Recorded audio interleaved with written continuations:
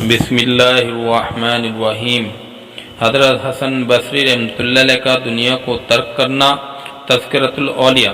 حضرت حسن رضی اللہ تعالیٰ عنہ ابتدا میں بڑے جوہری تھے، قسم قسم کے موتی اور جواہرات کی آپ تجارت کرتے اور بڑے بڑے بادشاہوں کے پاس جواہرات تحفے میں لے جا کر پیش کرتے تھے۔ ایک دفعہ کچھ جواہرات ہرقل بادشاہ روم کے پاس لے کر گئے، پہلے وزیر سے ملے اور اپنے آنے کا اور بادشاہ کی خدمت میں تحفہ لانے کا حال بیان کیا۔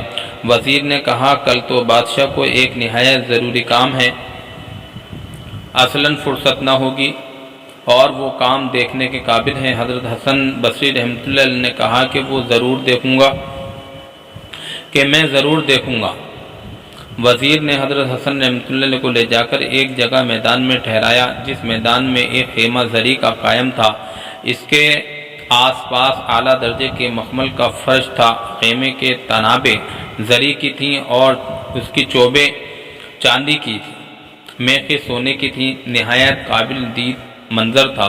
وزیر نے حضرت حسن رحمۃ اللہ علیہ کو خیمے کے عقب میں چلمن کے پیچھے کھڑا کیا کہ جس جگہ سے حضرت حسن رحمۃ اللہ علیہ نے سارا تماشا دیکھ لیا، لیکن وہ خیمہ دراصل شاہ ہرقل کے عزیز اور فرزند کی قبر پر کھڑا تھا اور آج اس کے عرس کا دن تھا۔ بادشاہ سالانہ رسم تعزیت ادا کرنے یہاں آیا تھا۔ حضرت حسن رحمۃ اللہ علیہ نے کہا کہ پہلے ایک جماعت مقدس عیسائی لوگوں کی خیمے کے اندر آئی اور قبر کے پاس کھڑے ہو کر کچھ پڑھ کر روتے ہوئے نکل کر چلے گئے۔ اس کے بعد ایک جماعت طبیبوں کی اور بڑے بڑے ذی عقل لوگوں کی آئی۔ یہ لوگ بھی ننگے سر قبر کے پاس روتے رہے اور تھوڑی دیر بعد نکل کر چلے گئے۔ ان کے بعد فوج کے افسروں کی جماعت ننگی تلواریں لے کر خیمے کے اندر آئی۔ وہ بھی قبر کی سلامی اتار کر ناکام واپس چلے گئے۔ فوجی لوگوں کے بعد ایک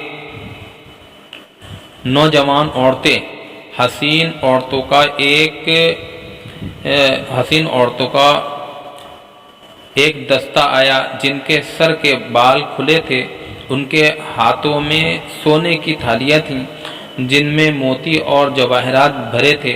ان عورتوں نے قبر کا طواف کیا اور بہت سارا رو کر یہ بھی خیمے سے باہر چلی گئی۔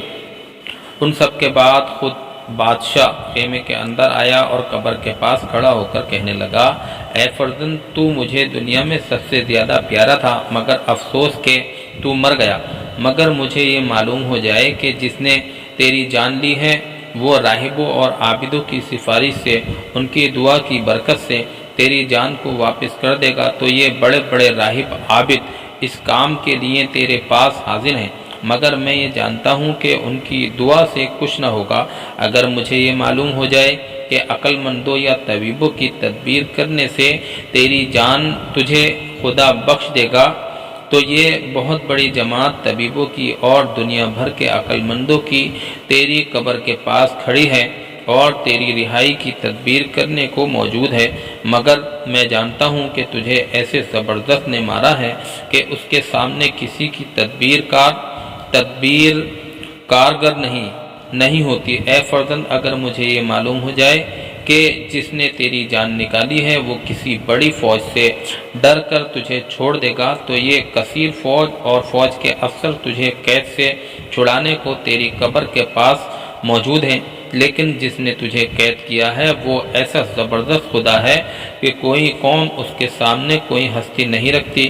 اے فرزند، اگر مجھے یہ معلوم ہو جائے کہ جس نے تجھے مارا ہے وہ حسین اور خوبصورت عورتوں کا طالب ہے اور حسین عورتیں لے کر تجھے چھوڑ دے گا، تو یہ خوبصورت عورتوں کی جماعت حاضر ہے، مگر میں جانتا ہوں کہ وہ نہ حسین عورتوں کا طالب ہے، نہ مال و جواہر کا خواہش کار ہے، اور اب وہ تجھے کسی طرح نہ چھوڑے گا۔ اس لیے اب تجھ سے پھر 1 سال کے لیے رخصت ہوتا ہوں۔ یہ کہہ کر قیصر خیمے کے باہر نکل آیا اور سب لوگ قبر کے پاس سے رخصت ہوئے۔